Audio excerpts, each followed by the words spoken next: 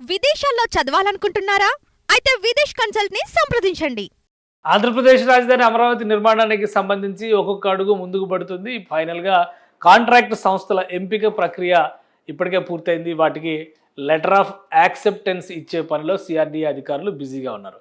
So ఏ సంస్థలకి ఏ పనులు అప్పగిస్తున్నారో వాటి వాల్యూము, టెన్యూరిటీ, ఇతర కండిషన్స్, నియమ నిబంధనలన్నిటిని కూడా పేర్కొంటూ ఒక వర్క్ ఆర్డర్ లాంటి లెటర్ ఆఫ్ యాక్సెప్టెన్స్‌ని సిఆర్‌డీఏ అధికారులు రిలీజ్ చేస్తున్నారు L1గా నిలిచినటువంటి సంస్థలకి. ఈ క్రమంలోనే ఆయా సంస్థలు, పెద్ద సంస్థలు, ఐపీఓలో ఉన్నటువంటి సంస్థలు, స్టాక్ ఎక్స్చేంజ్లో నమోదైనటువంటి సంస్థలు తాము పొందినటువంటి కాంట్రాక్టుల వివరాలని Bombay stock exchange, national stock ఎక్స్చేంజీలకి వివరణాత్మకంగా అందించేటువంటి ప్రయత్నం చేస్తున్నాయి. ఈ క్రమంలోనే ఒక లెటర్ బయటకు వచ్చింది. ఎన్సీసీ నాగార్జున కన్స్ట్రక్షన్ కంపెనీకి వచ్చినటువంటి ఆర్డర్స్కి సంబంధించినటువంటి అంశాన్ని ఈ లెటర్ ఆఫ్ యాక్సెప్టెన్స్ అందింది అనేటువంటి విషయాన్ని, ఏ ఆర్డర్స్ పొందారో దానికి సంబంధించినటువంటి సమాచారాన్ని ఆ సంస్థకు సంబంధించినటువంటి ప్రతినిధులు స్టాక్ ఎక్స్చేంజ్లకి ఎన్రోల్మెంట్ చేశారు. ఒకసారి ఆ వివరాలు మనం చూద్దాం. Disclosure regarding receipt of major ఆర్డర్కి సంబంధించినటువంటి వివరాలని ఇందులో ఎన్సీసీ గ్రూప్ వెల్లడించింది బాంబే స్టాక్ ఎక్స్చేంజ్కి, అలానే నేషనల్ స్టాక్ ఎక్స్చేంజ్కి సంబంధించి. ఎందుకంటే ఇది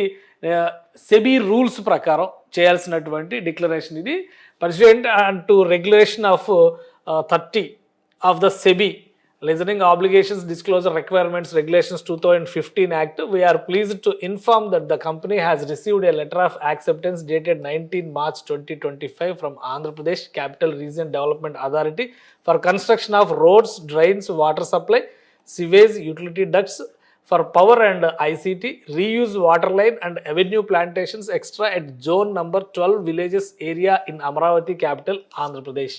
సో అమరావతి క్యాపిటల్ ఏరియాకి సంబంధించి ఎల్పిఎస్ జోన్స్ ఉన్నాయి. ఆ జోన్స్లో ఇన్ఫ్రాస్ట్రక్చర్కి సంబంధించినటువంటి కాంట్రాక్ట్ని సంబంధించిన వివరాలని ఈ లెటర్లో పొందుపరిచారు. అలానే కాంట్రాక్ట్ వాల్యూమ్కి సంబంధించి కూడా details aforesaid order as required under regulation 30 of the said regulation SEBI master circular dated November 2024 enclosed in annexure A. అంటే ఫర్దర్గా ఇది కవరింగ్ లెటర్ మాత్రమే మన దగ్గర ఉంది, మిగతా డీటెయిల్స్ అన్నీ కూడా ఫర్దర్గా సబ్మిట్ చేశారు. అలానే policy and determination and materiality of events and information orders contracts valued 1000 crores. ఇది ఒక లెటర్కి సంబంధించి ఎక్స్క్లూడింగ్ జిఎస్టీ.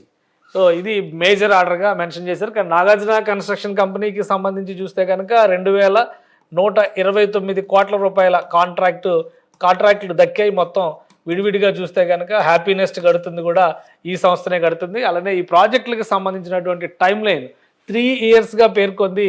ఈ లెటర్ ఆఫ్ యాక్సెప్టెన్స్కి సంబంధించినటువంటి డీటెయిల్స్లో సిఆర్డీఏ 3 ఏళ్లలో ఈ కాంట్రాక్టులు పూర్తి చేయాలనేటువంటి కాల పరిమితిని విధించింది. ఆ డీటెయిల్స్ అన్నింటితో ఒక డీటెయిల్డ్ నోట్ ఈ సెక్షన్ 30 ఫార్మేట్ ఏదైతే చెప్పారో అనెక్సర్ ఏలో ఇవన్నీ కూడా పొందుపరిచి నేషనల్ స్టాక్ ఎక్స్చేంజ్ అంటే ఢిల్లీలో ఉన్నటువంటి నేషనల్ స్టాక్ ఎక్స్చేంజ్, అలానే ముంబైలో ఉన్నటువంటి బిఎస్సి బాంబే స్టాక్ ఎక్స్చేంజ్, ఈ రెండింటికి కూడా ఇన్ఫర్మేషన్స్ షేర్ చేసింది నాగార్జున కన్స్ట్రక్షన్స్ కంపెనీ లిమిటెడ్. దీనికి సంబంధించినటువంటి డీటెయిల్స్ ఇవన్నీ కూడా వచ్చినాయి. ఇవి కేవలం నాగార్జున కన్స్ట్రక్షన్ కంపెనీకి సంబంధించినటువంటి లెటర్ ప్రస్తుతం మన దగ్గర అందుబాటులో ఉంది. అలానే మిగతా కాంట్రాక్టులకు సంబంధించినటువంటి వివరాలు ఆయా కంపెనీలు సెబీలో లిస్ట్ అయి ఉన్నటువంటి కంపెనీలు అయితే కనుక దానికి సంబంధించినటువంటి డేటా మొత్తాన్ని కూడా స్టాక్ ఎక్స్చేంజ్లకి ఇన్ఫామ్ చేయాలి. అంటే పబ్లిక్ డిస్క్లోజర్లో పెట్టాలి. ఎందుకంటే షేర్ హోల్డర్స్ స్టాక్ ఎక్స్చేంజ్ల ద్వారా ఇన్వెస్ట్మెంట్ చేస్తారు కాబట్టి వాళ్ళకి ఇవ్వాల్సినటువంటి ఇన్ఫర్మేషన్లో భాగంగా సెబీ ప్రిస్క్రైబ్డ్ ఇచ్చినటువంటి ఎనెక్సర్ ఏ మోడల్లో వీటన్నిటిని కూడా సబ్మిట్ చేస్తారు. అలానే గత 3 రోజులుగా జరిగినటువంటి సమీక్షల అనంతరం ప్రభుత్వం యాక్సెప్ట్ చేయడము, దానికి సంబంధించినటువంటి ఫైల్ ప్రాసెస్లు క్లియర్ అయినటువంటి నేపథ్యంలో లెటర్ ఆఫ్ యాక్సెప్టెన్స్ పనులకు సంబంధించినటువంటి వర్క్ ఆర్డర్ల కాపీలని సిఆర్డీఏ అధికారులు ఆయా సంస్థలకి డిస్ట్రిబ్యూట్ చేస్తున్నారు. ఇక L1 కేటగిరీకి సంబంధించి 2 ప్రతిష్టాత్మకమైనటువంటి నిర్మాణాలు అంటే ఆంధ్రప్రదేశ్ హైకోర్టు, ఆంధ్రప్రదేశ్ అసెంబ్లీ భవనం, వీటిల్లో కూడా ఎన్సీసీ కంపెనీ L1 కేటగిరీలో వచ్చింది. ఎల్ఎన్టీతో పోటీ పడుతుంది. సో వాటిని ఫైనల్ చేయడానికి ఇంకా ఫైనాన్షియల్ బిడ్స్ ఓపెన్ చేయాలి. ఫైనాన్షియల్ బిడ్స్ని బట్టి ఫైనల్ L1 ఎవరు అనేది డిసైడ్ చేస్తారు. దానికి సంబంధించినటువంటి ఇన్ఫర్మేషన్ కూడా 1-2 రోజుల్లో వచ్చేటువంటి అవకాశం ఉంది. బల్క్ ఆర్డర్స్ పొందినటువంటి ఐపీఓ కంపెనీలు ఖచ్చితంగా ఈ వర్క్ ఆర్డర్స్ డీటెయిల్స్ని డిస్క్లోజ్ చేయాలి. కాబట్టి ప్రాథమికంగా ఉన్న సమాచారం ప్రకారం ఎన్సీసీ ఇచ్చినటువంటి డీటెయిల్స్ ఇవి.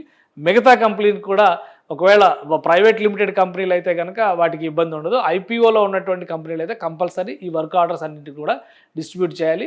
బహుశా 22వ తారీఖు కల్లా అన్ని లెటర్ ఆఫ్ యాక్సెప్టెన్సెస్ ఏ కాంట్రాక్టుల సంస్థలకు వచ్చినాయో ఆ సంస్థలన్నిటికీ కూడా సిఆర్డిఏ డిస్ట్రిబ్యూట్ చేసే అవకాశం ఉందనేది అందుతున్నటువంటి సమాచారం. సుమన్ టీవీలో మీ పర్సనల్ అండ్ బిజినెస్ ప్రమోషన్స్ కోసం కింది నెంబర్కి కాంటాక్ట్ చేయండి.